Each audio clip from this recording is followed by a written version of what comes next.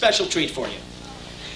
The woman who created this place, this room, the stage, everything about this place. Gladys. You have to whisper her name. It's just, we have to revere Gladys.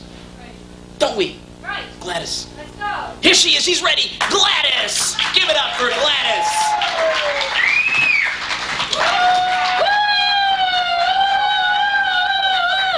Hi. Hi. Hi, Michael. Hi. How are you? 13. Do you like older women who have a comedy club? I tell you. And are you circumcised? You don't know. Ask John Bobbitt. He knows. I do. Oh, God. What a night. What a night. You know, I just came in. It's 11 degrees out. We're having a heat wave. Whoa. Oh, wow. God. So let me look around. Mostly New Yorkers here, right? Michael, New Yorkers, right? There's one thing you know about New York. The weather's going to change. It's the crime that doesn't. Oh, the crime. So many freaks, maniacs, killers running around. And you know, they never got that Zodiac killer. You remember the Zodiac killer? Hi, what's your sign? You dead? Guess what? I just heard on the news. He's going to resurface. And he's going to be looking for a Leo. My ex-husband's a Leo. 516-487-3573. Michael, you know what made me get into comedy? Divorce. I needed something to do, so I could really suffer. Actually, I could be big in this business. I'm just not an ordinary comedian. See, I've been in show business my whole life. You recognize me? No. I've been an agent, a manager, and a writer. I have been. Now I can book myself, manage myself, and sleep with myself on the way to the top.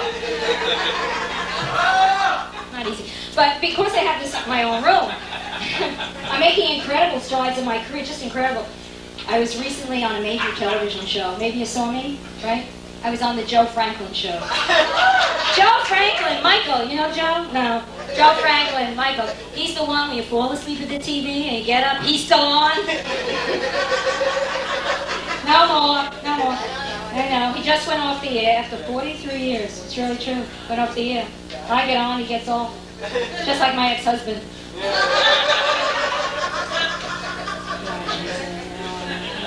But at least, it's really amazing. I am making great strides in my career. And last week, this was amazing. What's your name? Jerry. You're Jerry. I was wondering who Jerry was. Who's Jerry? Michael, I know. We go out. Jerry, I don't know. Jerry. There was an agent in the audience last day. I seen right where you are, Jerry. Right after the show, he comes running over me. He says, "Honey, baby, Chucky." He says, "You're fabulous." He said, "I have the perfect booking for you." Oh, I got so excited. I'm thinking Vegas, Reno, Atlantic City. He said, "The nursing home circuit." I said, "I'll take it." Jerry, it's the one place I know if I bomb, I could get out before they do. Not easy. So I'm divorced. Any divorced people here? Yeah, where are the divorced people? Oh, divorced. I want to get married again, but I'll never make the same mistake again. Trust me. You know why? Because before I got married, I was a virgin. I wouldn't lie. God would strike me down and make me short. It's not easy. So, what can I tell you? I grew up an only child from the Bronx. Well, where the Bronx side? Where? In the Bronx? Where? What street? Pelham Bay. I'm from Southern Boulevard. Right. Oh, God. I didn't move out of the Bronx. I got blown out of the Bronx. But anyway. So, not easy. I grew up an only child. And my mother wanted me to do everything her way. Does your mother want you to do everything her way? Right. And my mother wanted me to hate sex. Do you hate sex? No. She walked around the house. Hate sex, hate sex, hate sex. And I did, Michael. I hated it until I had it.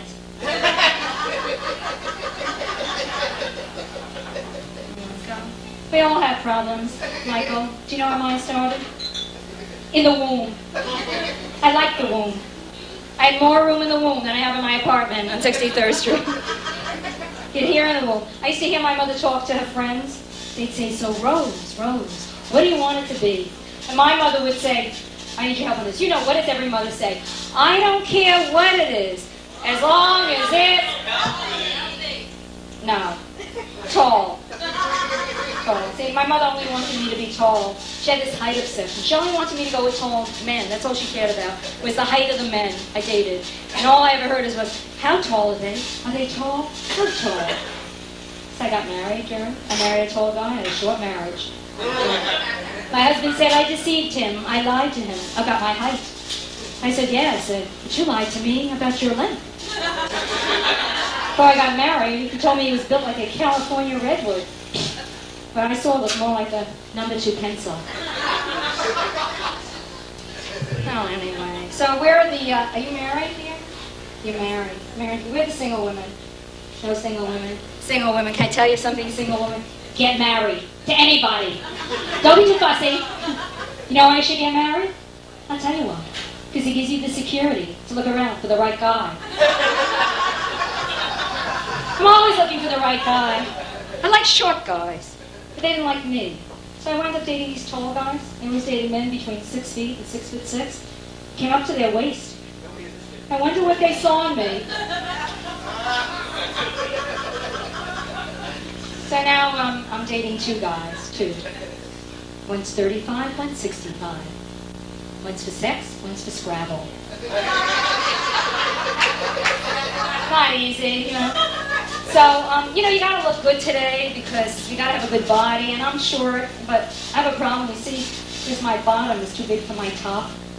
You know those problems? Michael, no, not yet. So I joined the health club. I'm in a self-improvement program. I'm trying to make my top a little bigger. So if you work out, they give me these exercises at the health club. Put these 2 little weights in my hand.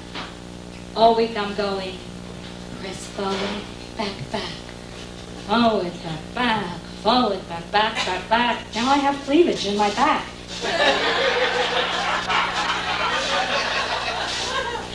I'm very lazy. That was too much work. I found an easy way. I bought a pair of gravity boots. You know what they are? What are they? Hang upside down. Now every day I rush to the health club, hang upside down, and pray that what's in my bottom falls into my top. The health club's a great place to meet men, you know, I'm there. And I see all these men, they're so cute. They're jogging and jumping and rowing and pumping, and then I meet them at the bar. And they're all smoky. And I'm asthmatic. And he's smoking. But if you read the Times a couple of weeks ago, this is true, Jerry. They came out with an article. I was so excited. The article said, smoking causes impotence. You know what that is, Michael? He knows what it is. Impotence. Can I ask, I see you smoking, so how many men in this room smoke? Raise your hand.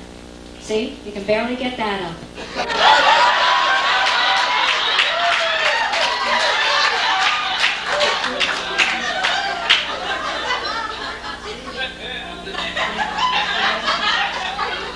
So that's how I met my husband in the health club. I have to see him all the time. We belong to the same health club at the Vertical Club on 61st Street. It's very depressing. I run into him every day. It's so depressing because he looks a little bit like you, sir. Are you my husband? Is he your husband? No, like he's so cute, but he was so vain. He was so vain. Whenever we had sex, he used to look at himself in the mirror. And I was always in the way. Instead of pushing me up and down, he pushed me side to side. You're in the way, you're in the way. So I got out of the way, I left him. But before I leave you, last night I do my act, and this man came over to me from Texas, and he said, I have something, a great closer. You don't have a good, I have a good opener, but I don't have a good closer. So he gave me the closer, I'm going to share it with you. I told my friend, so I need a happily married couple.